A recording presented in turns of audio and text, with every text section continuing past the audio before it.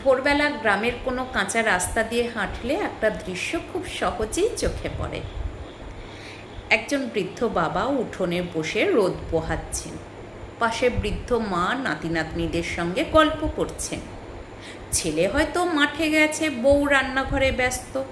সংসারে অভাব আছে, কিন্তু ভালোবাসার অভাব নেই।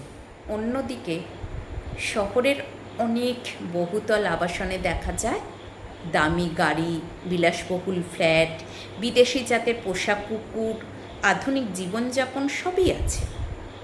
কিন্তু সেই ঘরে বাবা মায়ের জন্য একটা ছোট্ট জায়গাও যেন নেই।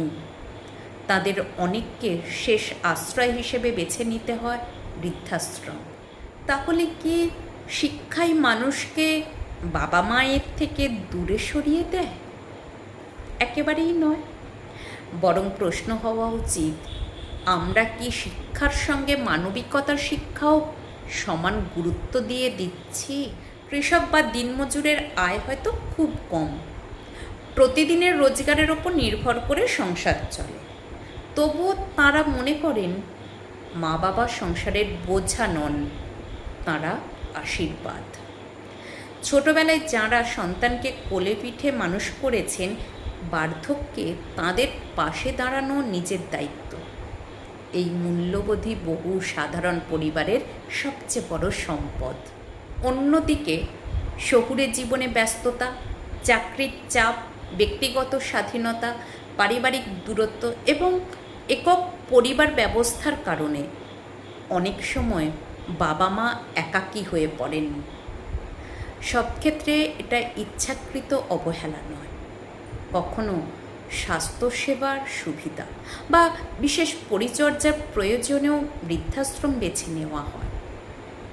কিন্তু এমন ঘটনাও অস্বীকার করা যায় না, যেখানে বাবা মাকে দায় মনে করে তাদের দূরে সরিয়ে দেওয়া হয়।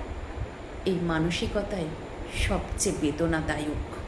ভালোবাসা যদি নিজের মা বাবার প্রাপ্য সম্মান ও যত্নকে ছাপিয়ে যায়, তখন সমাজকে প্রশ্ন করতেই হয়, যে মানুষ দুটি আমাদের হাঁটতে শিখিয়েছেন, কথা বলতে শিখিয়েছেন, নিজেদের সুখ বিসর্জন দিয়ে আমাদের ভবিষ্যৎ গড়েছেন, তাদের শেষ জীবনে নিঃসঙ্গ করে দেওয়া কোনো সভ্য সমাজের পরিচয় হতে পারে না। বৃদ্ধাশ্রম নিজে কোনো খারাপ প্রতিষ্ঠান নয়।